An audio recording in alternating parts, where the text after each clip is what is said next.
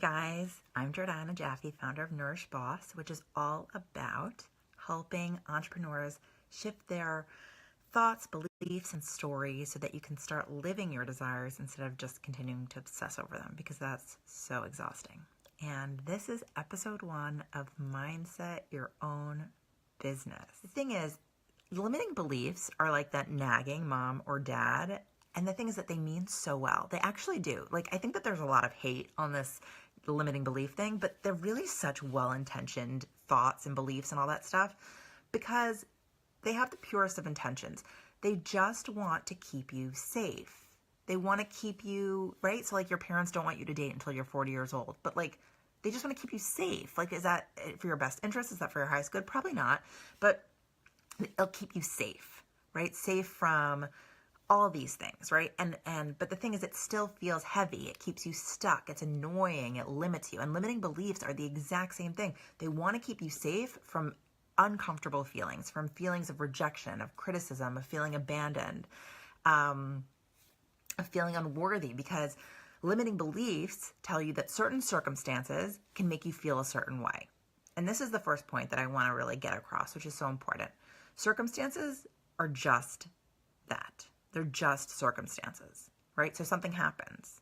That's it. So, right. So like in this case, right? Let's say no one was watching this, and thank God there are, but I was taking a risk, right? Like perhaps no one was watching this. I was prepared for that in a way. That is actually the only thing that happened. It was just a circumstance. So that's a fact, right? So no one watched this, let's just say. Then I create a meaning, right? And I create a meaning around it, which is a story. And so the meaning is like, I suck. And then, so that's the thought. The story can be like, no one's ever going to watch this. The belief then becomes like, there's absolutely no reason to ever do a video again because no one's going to watch it and I shouldn't talk and why bother and da-da-da-da. And I share the sequence of this because I think we all go through this, but it's really important to kind of break it down and to realize, wait a hot minute. All that happened was this circumstance. That's all that happened. What then happened was that we added meaning to it. We added meaning to it about what it meant about us. We had meaning to it about what it meant about life, about the world, about our success or lack thereof, or blah, blah, blah, blah. So the way you feel is simply because of the meaning that you're choosing, perhaps unknowingly, perhaps like subconsciously, to add to your circumstances. You follow? Right. Okay. So how do you move past limiting beliefs, right? Like, how did I get myself to go from like, I really don't want to do this video / I'm never going to do this video to, okay, like here we are, right? Here we are. I'm live, right? So how did I get myself to it? And this is like what you can use too. So definitely if there's a limiting belief that you have, let's like see it as a really powerful teacher, because that's what it's there for. It can teach you something huge about yourself. And it can also teach you how to separate yourself from your circumstances, right? From the meaning that you attach to them, because you don't have to do that. Okay. So the first thing I did is I wrote down every reason why I didn't want to do it. I wrote down every thought, every belief, and I had so many. I had like a page worth, right? I mean, they might have all kind of been similar, but like a page worth. So I was like, okay, here we go. We did it. Then I played around with reframing each one. Now, I think that when you reframe a limiting belief, you don't want it to feel like totally untrue. You don't want to like look at it and say this is a major lie. But maybe it can feel kind of like a new shoe. Like it's a little uncomfortable, but you're like, I can probably fit into it if I wear it enough. You know the difference. So that's kind of what I was going for. So, something like there was a fear of like, so the limiting belief, for example, was like, the more I show up, the more invisible I'm going to feel, which I can't believe I'm even sharing this because that was like such a crazy, vulnerable, limiting belief. But okay, there we go. I just said it. No, I can't take it back now. So the more I show up, the more invisible I might feel. And I changed it, right? And I totally played with it. And I was like, the more I show up, the more connected to God I feel. The more I show up, the more I'm sharing my truth. The more I show up, the more connected I feel to myself. The more I show up, the more I feel connected to people. The more I show up, the more people I can help. The more I show up, the more divinely compensated I am, and all this stuff, right? So, I really reframed it. I played with like all of these things, and I really wanted to, and I kind of believed it, but I didn't totally believe it. I didn't believe it enough that it felt like fact. I was kind of just like a bit humoring myself. So the first thing I did is I wrote down every reason why I didn't want to do this video, and then I played with reframing each one. The third thing I did is I named my shame. So I feel like shame can feel so heavy, or it's not even shame. It's just like, I named my pain. I named my discomfort. I mean, I guess name and shame rhyme, so that's kind of catchy. But I went into my private Facebook group, Nourished Bosses, and I was like, guys, I'm scared poopless about doing a Facebook video outside of here. And the thing is that they've seen me do like 20. So they're probably like, what? Like, you're weird. Like, you've done 20 here. But I named it, right? And I wasn't, it wasn't even like I was looking for validation, because, you know, yesterday we did this thing in the group. It was called Confession Friday. So people were just confessing, and the point wasn't to fix anything or to whatever, but people really did offer me validation, and they offered me support and some coaching and stuff like that. And it was just helpful to feel seen. So I think like there's something to be said for when you feel a certain level of shame, when you feel a certain level of discomfort, or like, I'm kind of embarrassed that I feel this way, to just name it. And just share it with people, because that takes away its power. So that's the third thing I did. And then the fourth thing I did is I read over the reasons why this was, I created the reasons, and then I read over them again. It was kind of like the reframing of the beliefs. And step 2, I read over the reasons why this was so good for me and for others. Like why the idea of doing this was so much better for me than not doing it. Okay.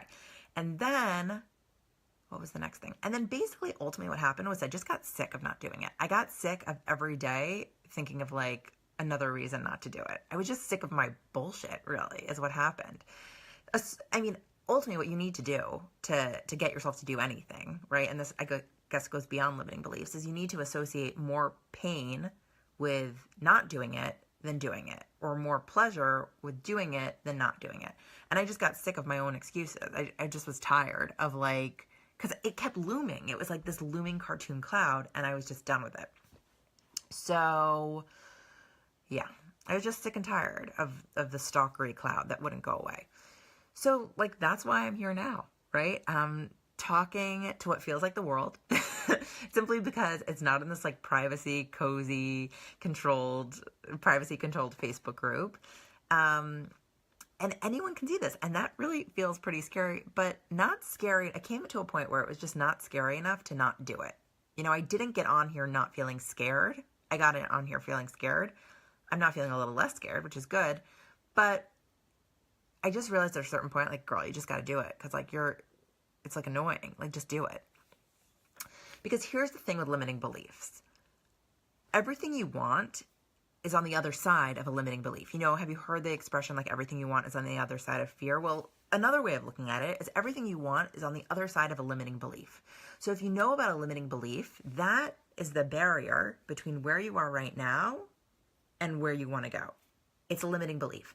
And what I like about a limiting belief, calling it a limiting belief instead of fear, is like fear kind of gives it more power. A limiting belief is a lie, right? A limiting belief is a story, thought, belief, whatever, that you have just been conditioned, maybe thoroughly conditioned, but conditioned nonetheless, to believe.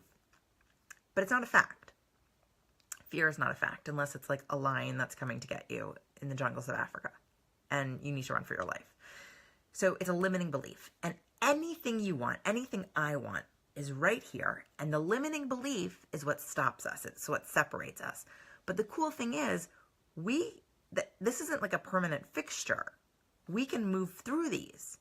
Like, guys, isn't that like a game changer? That's like so cool. So, okay. Everything you want is on the other side of a limiting belief. And the reason why you feel the way you feel at any point is because of a belief. And the reason you do things or you don't do things is because of a belief, right? It all comes down to a belief.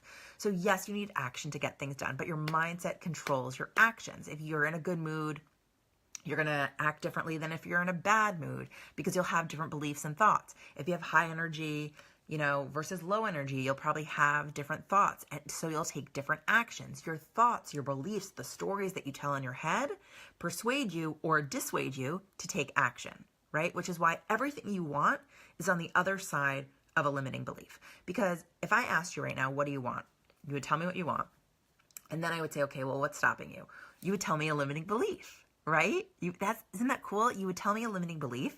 And then we could kind of pick away at it and then you can move closer to what you want. That's the only thing. The limiting belief is what's stopping you. That's it, right? So mindset work is not, I don't think there's like a nirvana. I think it's like it's like, you know how like as long as you're living, you don't stop eating? As long as you're living, you just don't stop working on mindset stuff.